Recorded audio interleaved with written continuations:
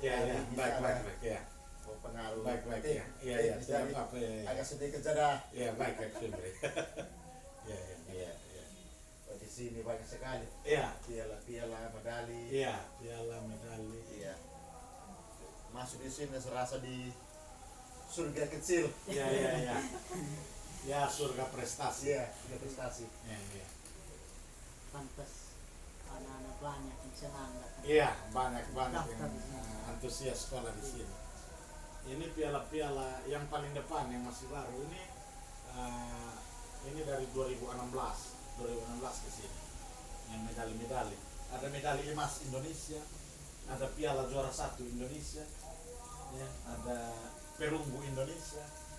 Nah, yang kalau tingkat provinsi banyak sekali, apalagi tingkat kota.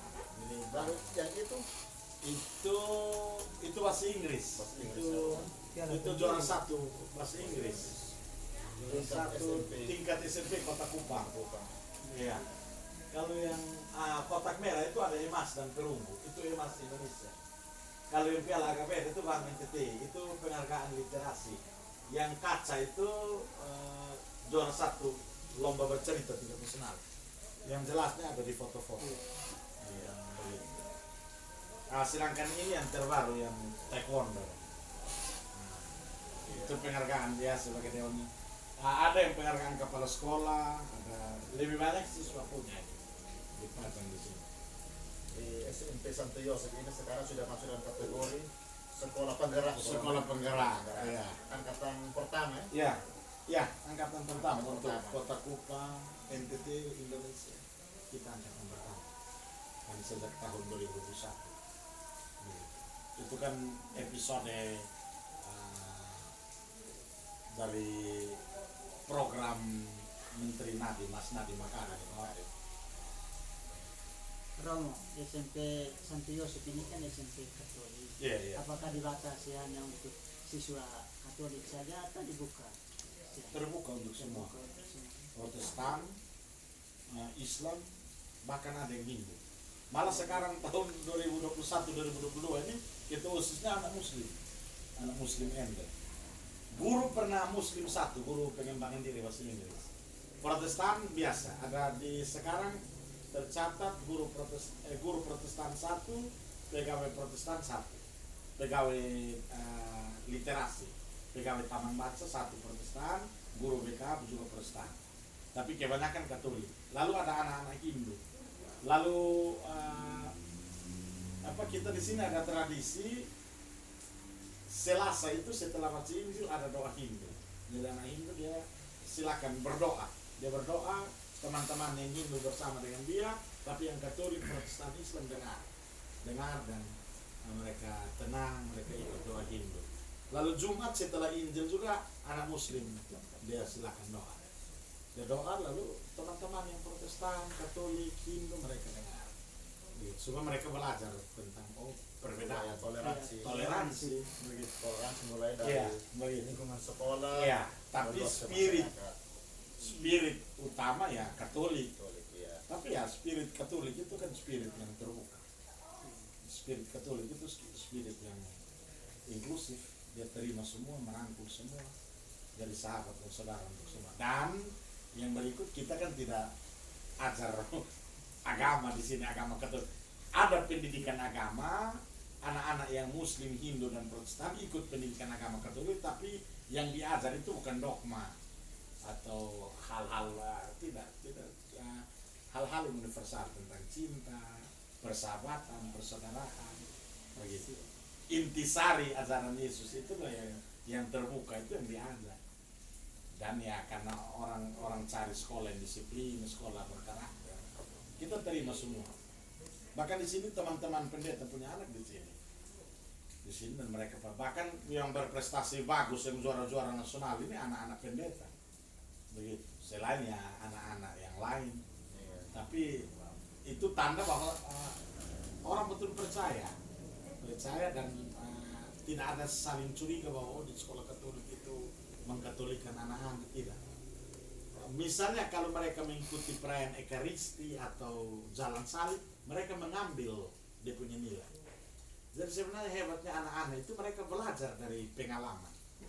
Jadi misalnya kalau mereka ikut misa, mereka tenang, oh ternyata di dalam Ekaristi itu ada korban Yesus Kristus, ada cinta, mereka dengar Injil. Nah, begitupun kita ada supaya setiap Selasa ada doa Hindu itu, mereka tahu oh ada tata cara Hindu. Nah, Islam punya tata cara pada hari Jumat, mereka harus belajar itu. Dan itu Indonesia kan begitu. Begitu. Iya. Sekali Roman. Iya, begitu kira-kira. Memang dari mulai angkat peremajaan dari SMP ini sekarang harus diajar begitu Romo. Iya, begitu. Teman saya yang sudah kuliah saja waktu ajak ke gereja dia Protestan. Bagaimana ini kalau berdiri kamu harus berdiri kan? Iya. Maksudnya dari sudah kuliah aja belum tahu. Iya, begitu. Dari sekarang. Iya. Nah, di sini kayak soal kalau ada perayaan Ekaristi, misalnya pembukaan tahun ajaran baru ya wajib semua. Baru-baru kami Natal bersama misa ya mereka semua ikut. Jadi ketika anak Katolik berdiri mereka berdiri, berlutut. Ya bagi mereka bukan soal mereka masuk Katolik, tapi mereka latih lutut. Begitu. Mereka latih tenang, dalam misa kan tenang.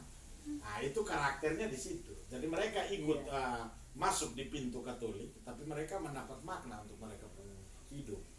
Begitu. Mereka masuk di rumah Katolik, dididik di Katolik, tapi mereka kemudian tidak jadi Katolik. Mereka tetap Protestan, tetap Islam. Malah semakin Protestan, semakin Islam, semakin Hindu. Karena mereka menemukan perbedaan di Katolik. Itu tidak apa-apa. Dan anak-anak itu mereka alami itu bagi mereka. Mungkin bagi orang-orang yang berpikir terlalu rumit itu sesuatu yang rumit apa. Tapi anak-anak itu mereka menikmati persahabatan itu. Di sini ya, novena Santo Yosef tiap hari jalan. Begitu. Nah, kami Pualumus itu mereka datang, wih kami ini senang. Dulu kita tahu tentang Katolik. Oh, mereka mengambil dia punya, menurut saya intisari karakternya. Oh menyapa doa rosary itu salam Marianya ulang-ulang. Oh itu padahal itu kontemplasi itu. Nah itu yang mereka menurut saya dapat di pun karakter tentang kedalaman spiritual itulah yang mereka dapat. Meskipun dulu mereka ikut tata cara Katolik. Nah begitu. Jadi itu yang waktu mereka sekarang buat mereka tidak tahu. Tapi ketika mereka sudah besar, sudah itu betul. Dulu itu Romo ajar kita berlutut. Nah, kelihatan kesiksa kita, padahal melatih daya tahan. Begitu. Bapak Romo, rencana planning SMP Santo Yosef ini ke depan seperti apa? Dia punya daya keunggulan. Iya. Saya demikian prestasinya banyak. Iya. Kita tidak ada rencana besarnya, semua rencana besar itu ada di yayasan, di Bapak Uskup. Ya kita tetap jaga supaya sekolah ini jadi tempat yang nyaman untuk belajar. Ya ke depannya memang saya harap mesti ada pembangunan yang besar tuh, supaya ini kan sekolah tua. Mungkin dia punya arsitektur yang tua ini tetap dijaga, tapi mesti ada pengembangan. Di belakang itu kan tempat baru itu sebenarnya bisa dibangun supaya makin banyak anak yang sekolah di sini. Mengapa kita harus buat anak-anak banyak di sekolah sini? Karena di sini ada pendidikan karakter yang baik. Di sini ada pendidikan budaya yang baik, pendidikan seni, pengetahuan yang baik. Anak-anak di Kota Kupang itu harus terserap banyak di sini, selain di sekolah-sekolah lain. Sehingga mereka belajar dari seperti yang tadi saya katakan, dari spirit Katolik itu yang terbuka itu. Anak-anak itu dibimbing untuk menjadi generasi masa depan yang diharapkan, yang diunggulkan. Jadi bukan sekadar kita pun sekolah nanti jadi lebih hebat, lebih baik, kita dapat pemasukan banyak, tidak.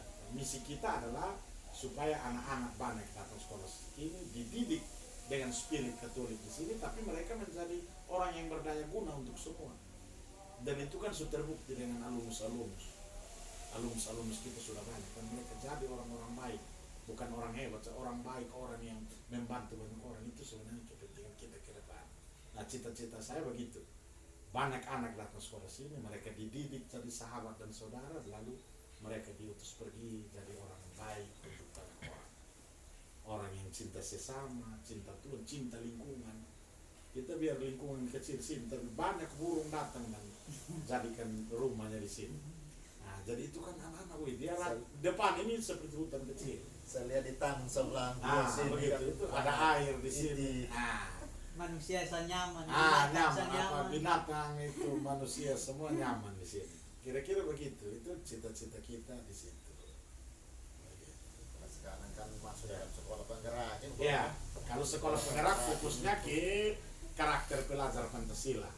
Jadi dalam semua proses di dalam kelas, di luar kelas, proyek-proyek kegiatan ekstrakurikuler itu harus arahkan anak-anak supaya mereka jadi pelajar Pancasila yang berketuhanan, beriman, bermoral, ya lalu bernalar kritis, ya, lalu kreatif, mandiri, bergotong royong dan berkebinekaan global. Itu karakter pelajar Pancasila. Nah dalam semua makanya kurikulum itu harus mengintegrasikan itu 6 dimensi karakter itu supaya anak-anak ke depan begitu. Jadi bagaimana supaya dia berketuhanan? Ya semua pelajaran itu sebenarnya mengarahkan dia untuk menjadi kita harus menjadi orang-orang yang percaya bahwa ada Tuhan. Gitu. Misalnya IPA mendidik anak-anak berketuhanan dengan cara IPA, dengan langkah-langkah saintifik, bernalar kritis, kreatif, mandiri, gotong royong, berkebinekaan global. Itu sekolah penggerak. Tidak sebenarnya tidak baru sama sekali kurikulum sekolah penggerak itu. Dia berangkat juga dari kurikulum yang lama. Hanya dia punya model pendekatan, dia punya perspektif yang agak beda. Jadi ruang kepada anak-anak itu harus lebih luas. Anak-anak harus lebih banyak eksplorasi. Seperti baru-baru ada satu kegiatan menarik, namanya pameran proyek pelajar Pancasila. Proyek profil pelajar Pancasila. Jadi anak-anak itu buat pameran, temanya kearifan lokal. Jadi satu kelas, misalnya kelas 7A, dia mengeksplorasi Pulau Timur dari sisi kulinernya, busananya, filosofinya, nyanyian, tarian. Lalu anak-anak presentasi. Lalu teman-teman yang lain, kakak-kakak kelas, kan yang pameran kelas 7, kelas 1. Dari kakak kelas, para guru, pegawai, orang tua, dengan pak kepala dinas kita undang, keliling dan anak-anak presentasi. Boleh presentasi tentang BOSE itu buat dari apa? CI, apa? Order Flores, ini kenapa ada moke? Tentu memang dalam dia punya capaian sebagai anak SMP, tapi bahwa mereka berani belajar kearifan lokal. Implementasi dari sekolah penggerak. Begitu, iya. Dan yang penting juga bahwa pemerintah selain menyodorkan kita program-program yang bagus, dia mendukung misalnya dengan dana. Kita kan sebagai sekolah penggerak, kita ada bos reguler seperti teman-teman di sekolah lain, tapi ada bos kinerja untuk implementasi program. Ya, sehingga guru dan kepala sekolah yang kerja untuk implementasi program ini dihargai, anak-anak juga kegiatan-kegiatan itu didanai, sehingga semua bisa jalan. Ya itu yang menurut saya bagus. Kita ikut semua yang sudah dicita-citakan oleh pemerintah. Gereja sebagai sekolah Katolik tetap kita spirit Katolik, itu aturan-aturan yang khas Katolik, tradisi-tradisi yang khas Katolik, doa, misa, rosario, retret, rekoleksi, jalan salib, anak-anak ikut semua dan semua dan tidak pernah misalnya teman-teman yang di luar Katolik mereka merasa risih, tidak, mereka malah senang. Pernah saya lihat di orang punya waktu itu bagi di rukun misalnya Emoti. Iya. Tentang literasi digital kan? Iya, literasi. Saya juga lisensian saya juga ikut. Oh iya. Datangkan pemateri dari luar itu semua. Itu sebenarnya ada rangkaian panjang, iya, rangkaian panjang literasi digital tingkat nasional yang ada di setiap kabupaten. Itu kan seluruh provinsi, seluruh Indonesia. Kementerian Kominfo toh. Iya. Lalu mereka akan lewat Zoom, ada kelas yang virtual, setiap bulan itu mereka misalnya Kota Kupang narasumbernya kan ada tentang kecakapan digital, budaya digital, etik digital, ada beberapa item itu mereka datangkan narasumber yang virtual. Lalu baru-baru puncaknya mereka tidak buat secara virtual tapi langsung. Nah, saya salah satu tokoh agama yang diminta untuk bicara dari sisi etika dan budaya digital. Waktu itu dari Gemit Pendeta Miri Kolimon, dari yang Katolik saya.